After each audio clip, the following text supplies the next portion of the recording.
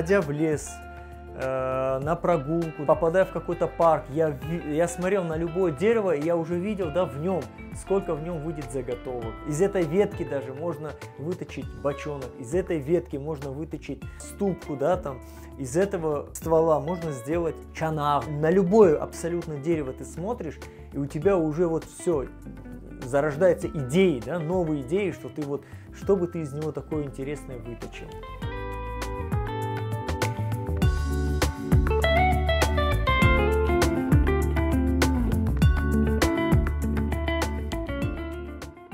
Когда во что-то вкладываешь труд, ты начинаешь это любить.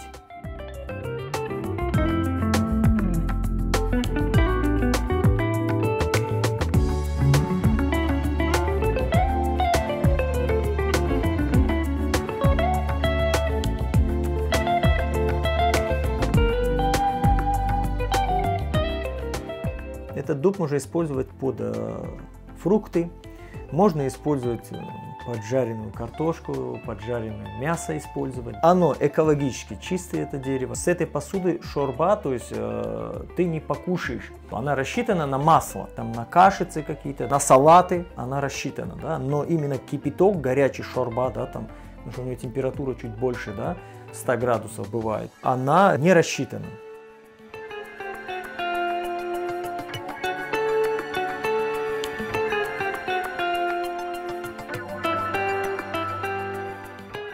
Ясень, он вообще сам по себе очень красивое дерево, когда его покрываешь морилкой. Каждый узор выделяет, да, то есть текстура его вообще очень богатая. Каждое изделие, оно носит только свой узор, то есть как отпечатки пальцев человека. У каждого свой отпечаток пальцев.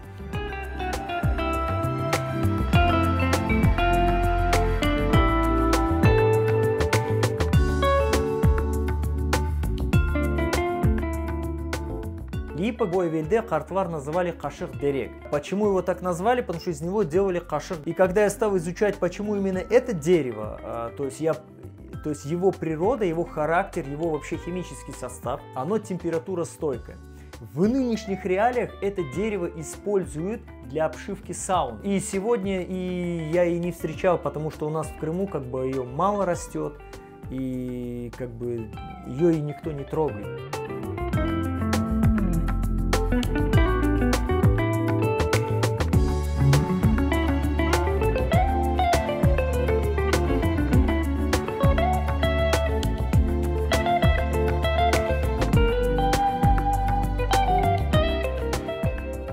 Я сам живу в Бахчисарайском районе, село Богатырь.